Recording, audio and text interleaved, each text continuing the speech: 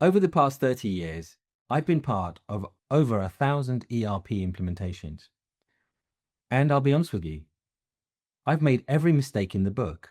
I've missed requirements, we've rushed testing, and completely underestimated change management. Does that sound familiar?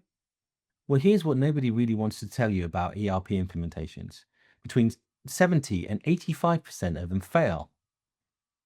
Not they have some challenges, not they take a bit longer than expected. Fail, as in they don't meet their business goals, or they cost 3 to 4 times more than the budget, or they run on average 30% more than that was planned. Examples are everywhere, certainly the public ones.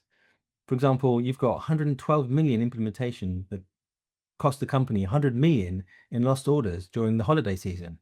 Well, that was Hershey's back in 1999. And that was just because they cut testing short to meet a deadline. Then you've got the case of Nike. They lost $500 million in sales because their supply chain system couldn't handle the complexity. Then you got Marin County in California. They spent 18.6 million on a system that left them unable to perform basic financial functions for 2 whole years. But here's what really keeps me up at night.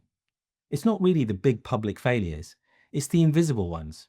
Those professional services firms, consulting agencies, CPA practices, engineering firms, law firms, where the system technically works, but the margins are slowly eroding because nobody trusts the data. Where people are pulling information from the ERP into Excel just to figure out whether the projects are profitable.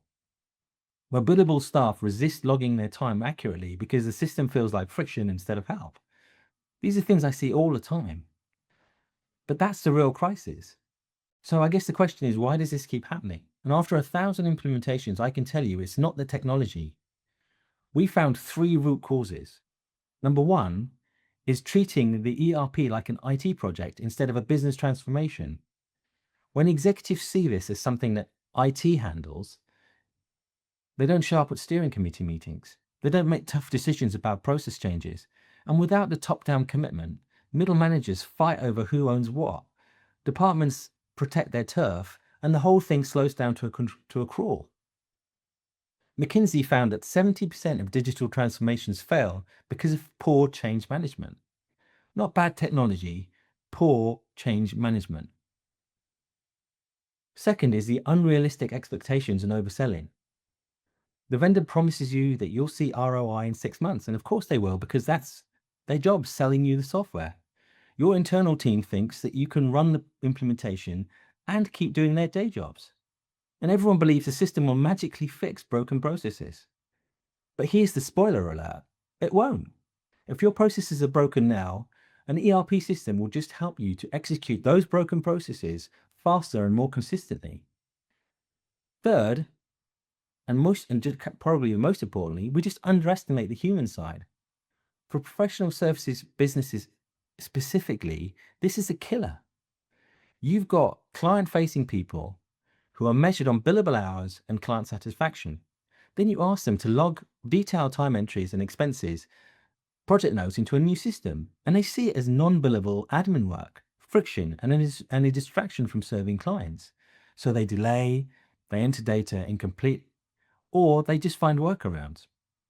And the thing is, without accurate time and expense data, your view of project profitability and firm performance falls apart. You can't see which projects are profitable, and you can't forecast your resource needs. The system didn't fail, but the adoption strategy absolutely did. Okay, well, enough doom and glooms. Let me tell you what I've learned from the projects that did work. Number 1 is structured planning from day one. Way before you even touch the software, you need to map your optimized future state processes. Not what you do today, but what you should be doing. Involve all the actual users, not just the ones with the loudest voices in the room. The people who will live in the system every day. The project manager tracking utilization, the finance person recording revenue or reconciling revenue, and the consultant entering their time. Get them to tell you what's broken, what takes too long, and just as importantly, where they're using spreadsheets as workarounds. Then, and this is critical, you design the system that supports those optimized processes. Number two is real world testing before you go live. Not demo data, real data, messy, complicated, actual client projects. Run integrated tests and simulate a full month-end close. Make sure the data flows correctly from time entry to billing to revenue recognition, all the way to the general ledger. And make sure everyone is clear on how they will be using the system to do their everyday tasks way before go live. You wouldn't believe the number of times I've seen projects where a week after go live, people are doing, well, how do I do my job again? That's a total disaster. Remember, Hershey's lost 100 million because they cut testing short. And don't be another Hershey's. Number three, clear change management for every single user group. Different people have different needs. Your CFO needs to understand the strategic benefits. Your project managers need hands-on training and ongoing support. And your billable staff need to understand why this helps them, not just the finance team. You need a proper communication plan, training that's role specific and reinforced over time, not a one-day fire hose. You need executive champions who visibly use the system and hold everyone accountable. Number four, you need to start data migration as soon as the project launches, if not before. 80% of data migration projects run over time and over budget. Let me say that again, 80%. Legacy data is messy, it's incomplete, and it's inconsistent. You're going to have clients listed in 3 different ways in 3 different systems. You're going to have project codes that made sense 5 years ago, but nobody remembers what they mean now. If you wait until month 8 of a 12-month implementation to start cleaning this up, you will blow your timeline, 100% guaranteed. Start early, assign dedicated resources, and create data standards. Test the migration multiple times. We recommend at least 2 full data migrations before go live. I know it's unglamorous work, but it is the difference between a system people trust and a system people work around. Now, if you're a professional services firm, and most of you watching this are, you face some unique challenges. Your profitability, whatever your billing model, lives or dies on 3 things: accurate time capture, precise expense tracking, and resource utilization visibility. If your people do not log time consistently, you lose a clear picture of where the effort goes and how it links to profit. If your project accounting doesn't align with your financial modules, you end up with manual workarounds. If you can't see resource capacity in real time, you just can't quote new work accurately. And here's the trap. If your billable people resist the new system, all of those 3 things break down. You need to make the system work for them and not just for finance. That means time entry that takes a few seconds or a few minutes and not 30 minutes.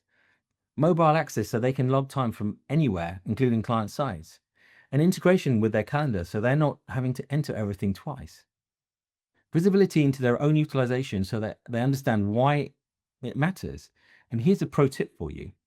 Don't show targets as percentages. Show them as billable hours, target billable hours per week. It's just easier for them to conceptualize. If they know they need to work 30 billable hours a week instead of whatever, 30 over 40 is, well, 60, 70%, then of course 30 is much easier to conceptualize. When you make it easy and show them the benefit, resistance drops dramatically. There's no shortcut. Not after 10 projects, not after 100, and not even after 1,000. But the good news is, when you master these fundamentals, you will get predictable outcomes, better margins, and happier teams. ERP isn't just tech, it's transformation for your people, your processes, and for your bottom line. Projects that skip these basics, they pay for it, sometimes for years. So if you're planning an ERP implementation, or you're in the middle of one and things aren't going well, I'd love to help. You can visit Highly Solutions and we can talk about your specific situation, because you don't have to be part of the 75% failure statistic. You just need someone who's been there, seen the patterns, learned the lessons, and knows how to get it right.